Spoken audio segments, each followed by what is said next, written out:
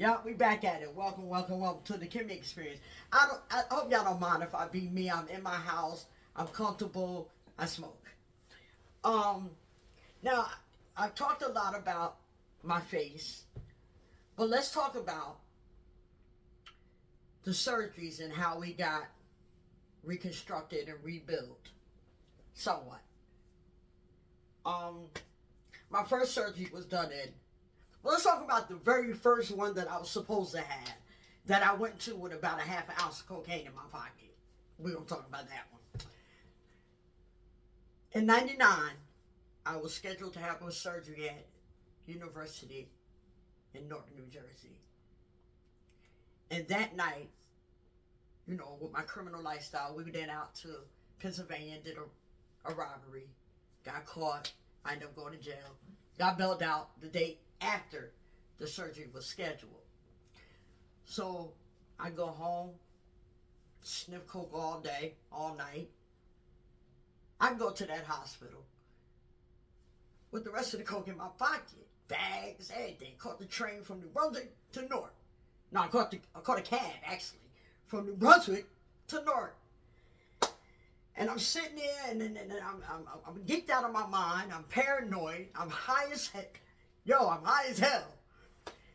And they look at me and say, Miss Walton, come back next year. I said, no, what do you mean? I need to have this surgery. If they'd have performed that procedure on me, I would have died on that operating table. I would have had a heart attack. That's how high I was. Angry, mad, I leave the hospital. My mom was at that hospital. My mom called me and said she's at the hospital. Mind you, I'm in a cab going back to New Brunswick, sniffing coke while we riding down the turnpike in the back of the cab. My mom is at the hospital. I said, Mom, they're not going to do it because I missed the surgery date. They're not going to do it. So she said, I'm going to talk. I said, Mom, let it go. Okay? So for the rest of the year, up until 2000, that's what I did. I could no longer sniff the coke. I actually had to pour it in my nose at this point. To where a hole developed from my nose to the roof of my mouth. There's a hole there.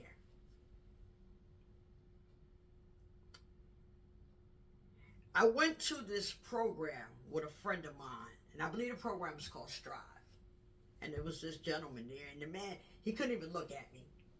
Because at this point, I had developed what they call a cliff lip, and I wore a Band-Aid over it, but you actually see straight through my gum, straight through my teeth, straight up my nose.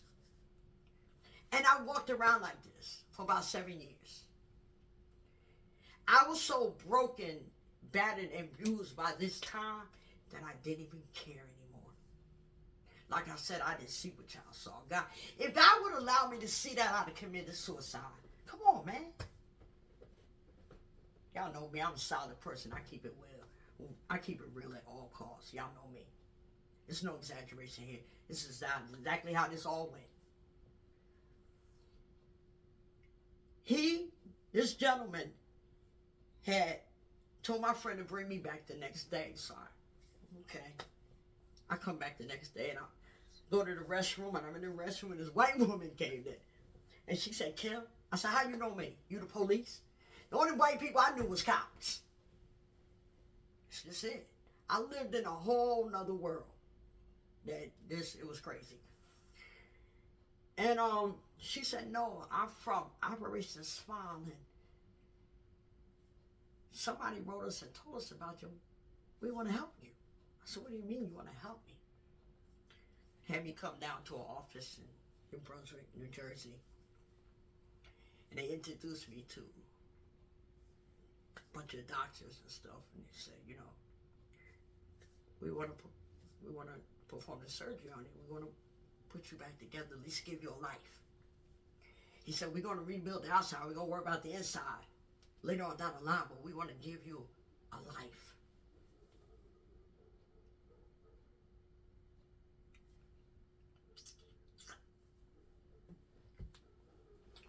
That had been the best news I heard all my life.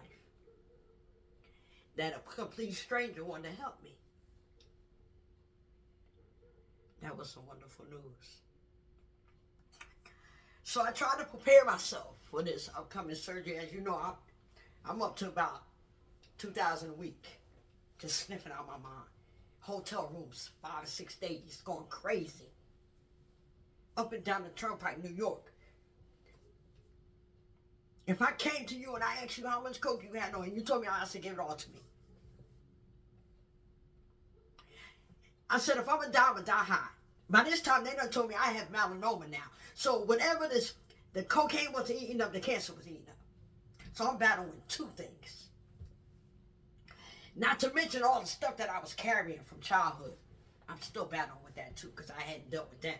I just sabotaged it and masked it and put a Band-Aid over it and covered it up with whatever I felt like covering it up with. I didn't care how you felt,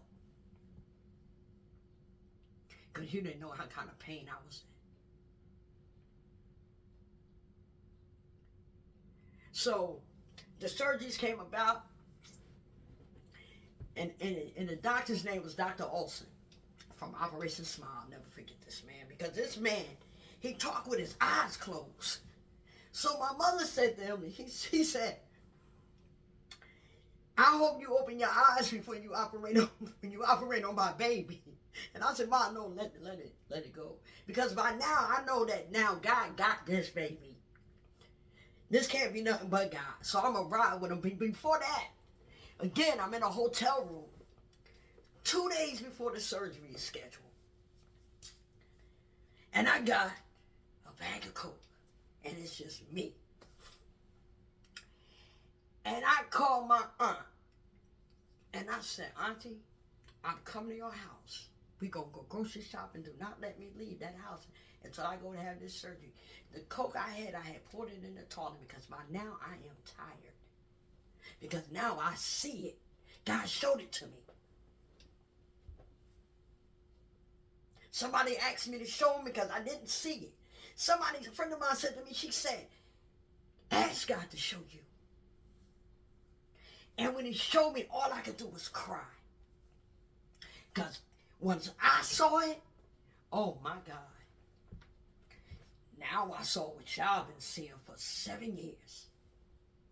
Now I saw what my mama had to look at, but I still was her baby. I had family members, and I love y'all so much, that said to me, you are still beautiful to us. And I love y'all for that. We're going to take a break. I'll be right back at y'all.